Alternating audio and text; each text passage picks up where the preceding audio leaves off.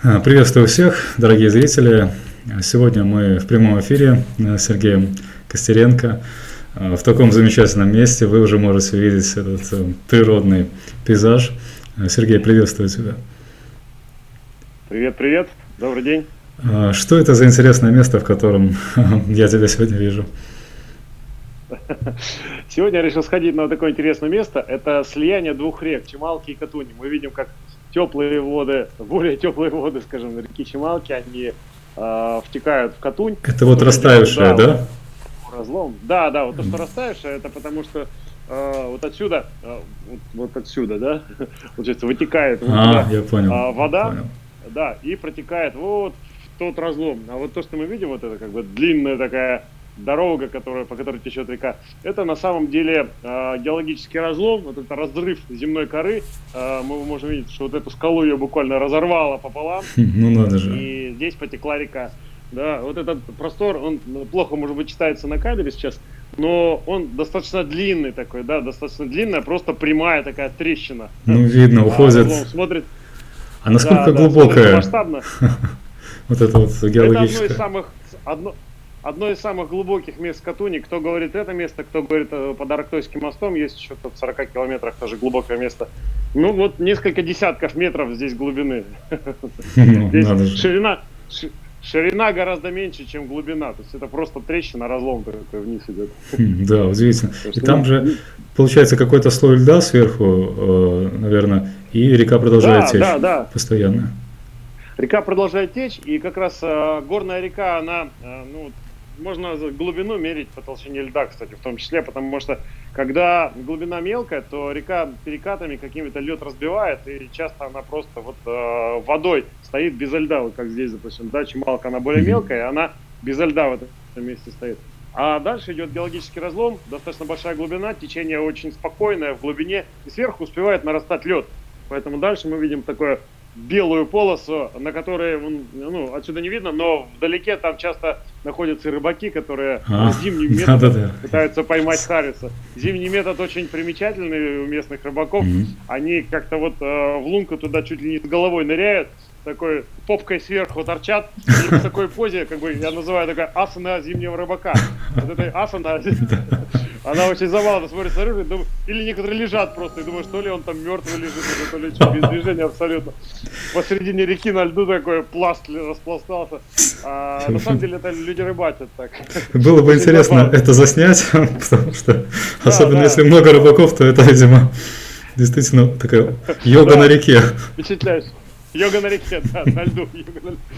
Вот. Ну, когда пойду на Серебряные роднички в одну из следующих трансляций, то там как раз место, где рядом эти рыбаки находятся, и дай бог удастся заснять их, я вам покажу. Я надеюсь, они будут согласны поучаствовать в наших прямых эфирах таким фоном. Слушай, вот я знаю, что Катунь это же одна из главных рек Алтая. Я правильно понимаю, да? Да, верно.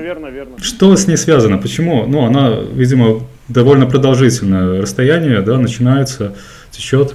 Это такая отличительная особенность. Но я знаю, что какие-то легенды, поверья, что-то вот еще, может быть, интересное знаешь про реку Катунь. Ну, конечно, река, она примечательная, самая длинная, самая такая могущественная река Горного Алтая. Русское название Катунь, а местное название на тюркском языке Кадым. Кадым значит хозяйка. И да, Кадым. По легендам, это дочь хана Алтая, которая пытается убежать от хана Алтая, чтобы встретиться с пастушком Бием, с которым у них там романтические отношения. Вот, и они бегут. Хан Алтай против этого союза, потому что он социально неравный по нынешним меркам. И как это, дочь хана с каким-то пастушком.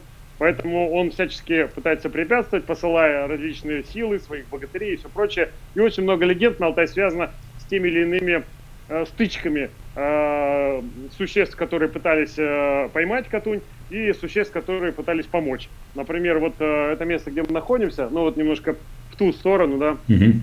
Тоже покажи нашим зрителям.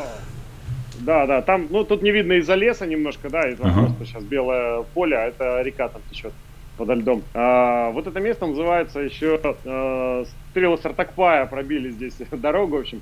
был такой богатырь Сартакпай, он увидел, что Катунь пытаются там догнать, и перегородили горой вот этой ей дорогу, и он думает, нехорошо как-то получается, девушку так обижают. Взял своими стрелами могучими, прорубил скалу, и Катунь побежала дальше, потекла навстречу своему жениху пастушку Бию. В общем, тут получилось так, что Сартакпай постарался, один из таких героев национальных местных эпосов. Я понял. Ну и в итоге да, Катунь с Бием где-то соединились уже в более равнинных частях Алтая на выходе из гор, ну и там образовали великую сибирскую реку Обь. Замечательно, да, интересно. Слушай, а вот скажи, насколько вот эти легенды, поверья, они вообще связаны с, ну, психологией, то есть, может быть, в каких-то особенностях национальных мировоззрения это все отражается? Вот ты замечал, прослеживал что-то подобное? Или же, может быть, есть параллели с какой-то русской культурой у этих легенд, преданий алтайских? Ну, есть четкое понимание того, что легенды так или иначе отображают то, как люди понимали этот мир. И в легендах очень много противостояния. Силы добра и зла, сила верхнего мира, нижнего мира и так далее. То есть какие-то животные, которые олицетворяют духов. Там, да, и очень много в легендах ну, как бы одушевленной природы. Потому что на Алтае есть такое понятие, как анимизм, да, то есть это не просто на Алтае. На Алтае шаманизм одна из основных религий считается, да, исторически. Да-да. Но так как в советское время шаманов достаточно сильно, ну, подразделяли, скажем, да. Социальными элементами, да. Репрессировали, да, расстреливали шаманов много, поэтому шаманизм он в меньшей степени сейчас представлен, но в любом случае представлен анимизм. Анимизм — это вообще исторически считается самая древняя религия у любых народов. Вот человека, посадив в природу, он через некоторое время будет анимистом, потому что анимизм — это вера в воодушевленность сил природы, силы, ну, то, что природа, с которой мы взаимодействуем, она разумна. То есть живое такое существо, живой мир. Да, живой мир, живое, то есть есть, ну, у алтайцев считается, есть дух горы, дух перевала, дух реки, дух местности, да, это все те духи, с которыми можно общаться, взаимодействовать, получать от них какие-то реакции, ответы, которые зависят, ну, от расположения духа и от твоего отношения. Это вот не вытравить у людей, которые живут близко с природой, потому что природа действительно живая и одушевленная в определенной степени, и разумная. И когда ты находишься наедине с природой подолгу, то ты с этим вольно-невольно начинаешь сталкиваться, взаимодействовать. Это как, живя в городе, невозможно не учитывать светофоры, они там просто есть, и они влияют да, интересный пример. Дорожное движение.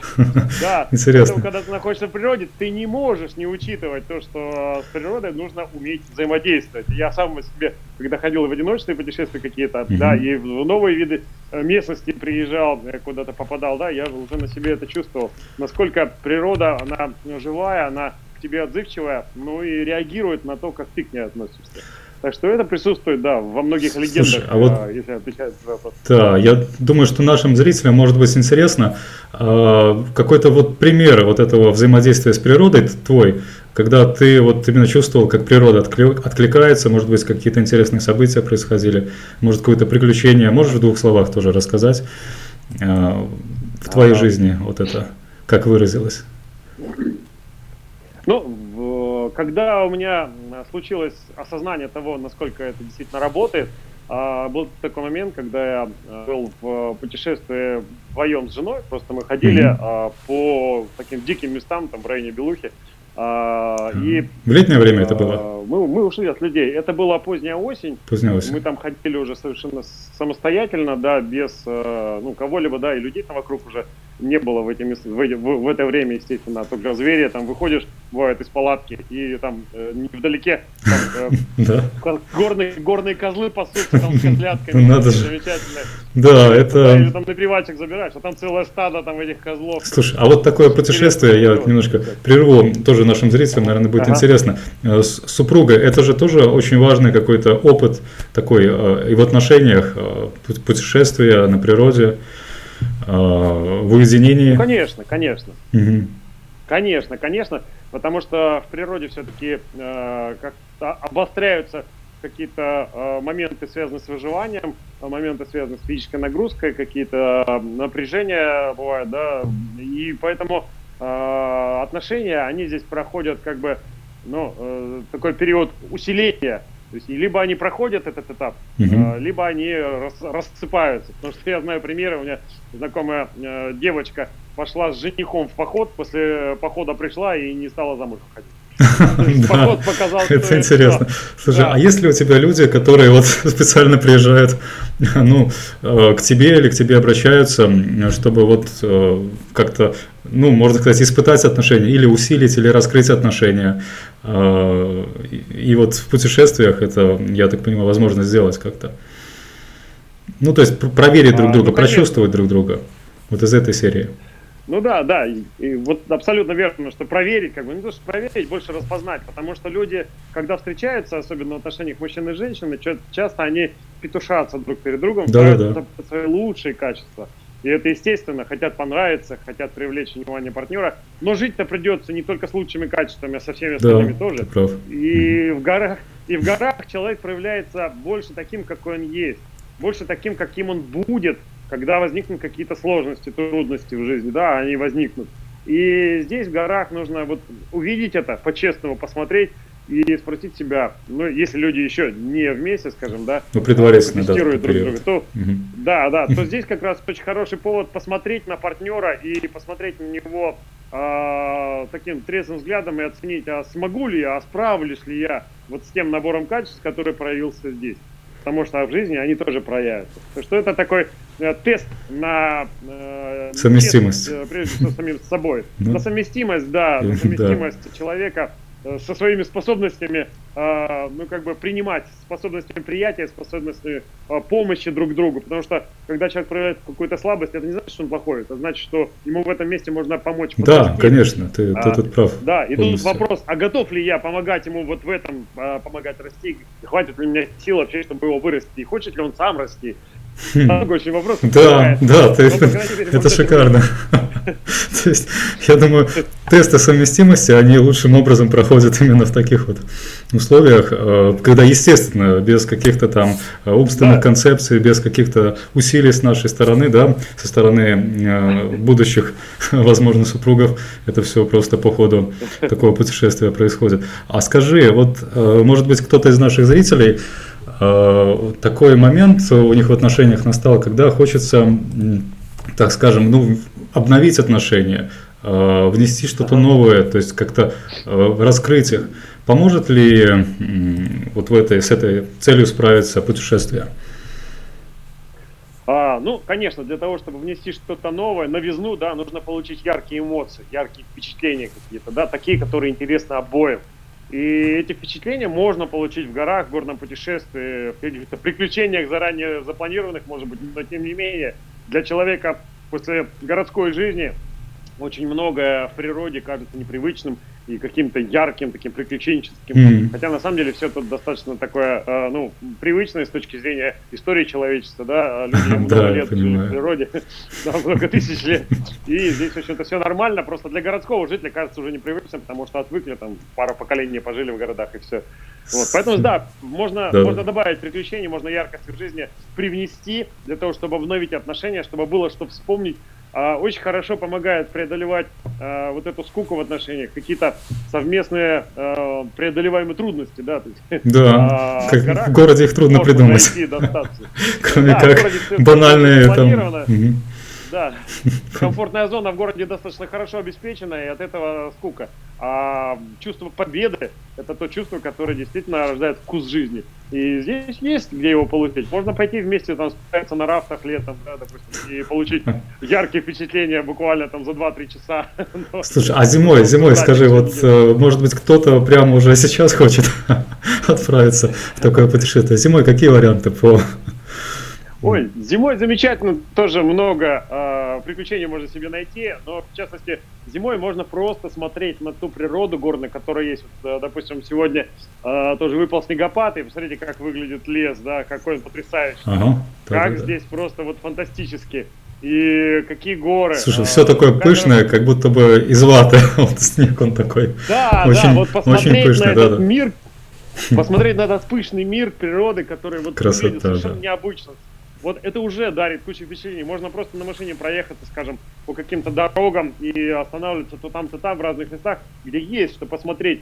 И само такое путешествие на несколько часов, оно дарит впечатлений потом на несколько недель, чтобы их обсуждать, вспоминать и снова переживать это, глядя на фотографии. Вот. Ну, плюс, Да. конечно, можно там куда-то прогуляться там и на конях, можно прогуляться просто пешком в гору зайти и посмотреть с обзорной точки на какой-то простор. Можно прийти, вот как я сегодня, на слияние двух рек, да, и посмотреть, что здесь происходит, потому что в каждую погоду здесь тоже что-то по-новому выглядит. Да. Погода, она здесь меняется. 2 дня назад еще была трава сухая, стояла здесь, потому что Чемал 2 дня назад? теплая в горах. Ха-ха. 2 дня назад Удивительно. здесь была трава сухая, Удивительно. да, подтаявшая. Был проплешины снега, проплешины травы, а вот сегодня уже такая очень зимняя погода, потому что второй день подряд снегопад. Все меняется, настолько меняется. Я понял. Здорово. Скажи, а вот люди, которые к тебе приезжают, насколько часто среди них именно пары, именно супруги? Я знаю, что это Да, более редкое явление. Вот как у тебя? Ну, на самом деле, да, я сейчас стараюсь работать под заказ с небольшими группами, то есть это 1, 2, 3 человека, как раз вот семейный, можно быть сказать, формат, семейный или там немножко с друзьями, потому что так получается мне больше уделить внимание каждому и построить путешествие под запросы каждого участника, потому что самое ключевое для меня это выяснить запрос, с которым человек идет в горы, ну и помочь ему это получить. Одно и то же место можно показать по-разному, в зависимости от запросов. Одну и ту же информацию можно подать в разных терминах. Ну и подстроить под человека, это здорово. Когда человек приезжает в семейной паре, скажем, да, то это такой идеальный вариант, потому что это, во-первых, действительно их объединяет, во-вторых, они настроят. Я могу через природу помочь им лучше ощутить единство друг с другом. Я могу через природу показать им, где у них какие-то шероховатости и как им помочь их сгладить, да. Ну и в итоге на выходе после такого путешествия люди всегда имеют целый ряд общих впечатлений, общих воспоминаний, которые помогают им дальше укрепить их отношения и перевести их на более качественный уровень. Здорово. Ну и впечатления, вот эти вот яркие моменты им тоже обеспечены, чтобы потом вспоминать весь год. То есть есть еще возможность просто отдохнуть. Конечно, конечно, конечно. Это очень заряжает. Просто пребывание на природе сильно заряжает. Я понял. Хорошо. Бодрость, заряд энергии, а для творческих людей еще и вдохновение. Замечательно. Ну что ж, тогда будем завершать этот наш прямой эфир. Я думаю, что в следующий раз мы можем поговорить, может быть, с этого места как раз о шаманизме немножко, да, вот о вот этой культуре. Я думаю, тоже людям будет интересно соприкоснуться, потому что эта тема, о ней мало вообще кто что рассказывает. Это такая маленькая отдельная алтайская культура. Может быть, даже она в каких-то бурятских народах еще где-то выходит за вот границы Алтая. Вот, я думаю, нашим зрителям будет интересно тоже, чтобы об этом чуть-чуть рассказал. Вот, ну и благодарю всех, кто смотрел нас. Благодарю, Сергей, что показал нам такие чудесные, удивительные места. Вот, ну и до новых встреч. Всем пока. Всего доброго. До встречи.